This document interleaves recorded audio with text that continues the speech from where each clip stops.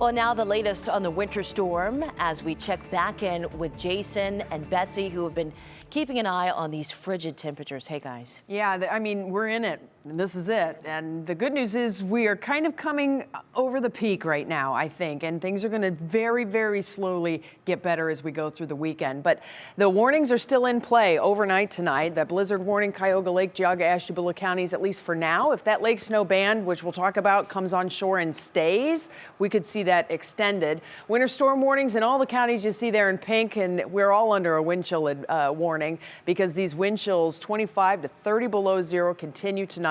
Look at the temperature trend, though. We're coming out of the basement. Slowly but surely, we're going to go all the way to 1 above by daybreak tomorrow. But I'm telling you, friends, it's nice to know that that core of cold air is moving. It's moving slowly, but as that core of cold air pulls out, our temperatures are going to be coming up. There's the lake snow, and it doesn't look very exciting here, but I'm telling you, the cool part of it is you can actually see it start to move farther to the south. And the larger picture, which we will show you, is showing that there is more of a push from north to south that'll help to guide that back on shore. So we are very concerned about road conditions on I-90 East, as well as 271 and that interchange, State Road 2 as well. And we are dealing with these snowy conditions. This is Willoughby Hills right at 90 and 271. You can see the snow is coming down, and it is coming down on roadways which look like they're passable, but they are icy, very icy. We have a lot of black ice around Northeast Ohio. This is 90 at Bracknell. Look at that. It's just awful.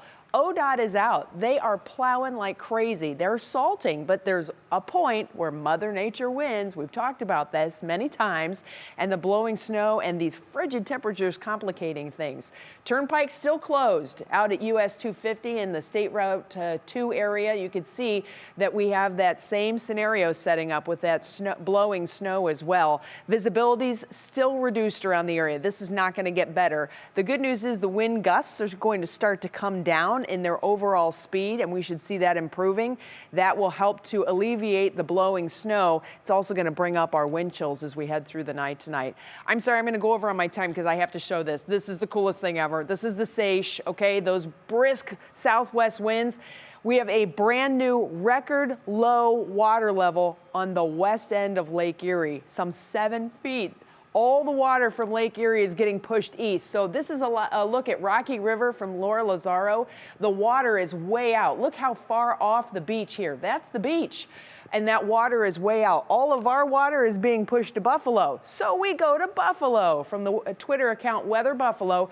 This is the water coming onshore in Buffalo. Look at all these trees and blocks of, stuff and rocks. I mean, it is just incredible, the force of the water. They are having flooding in downtown Buffalo and a lot of their lakeshore areas. It's all because this storm continues to rotate through. Jason picks up the story here with that lake snow. Thank you so much, Betsy. Hey, this still holds water in terms of the polygons that we were telling you about the past couple days across Northeast Ohio. There it is. You can see there right now through Sunday, as Betsy was just saying, that pivot is beginning to happen, and we're going to see that happen even more over the next 24 hours.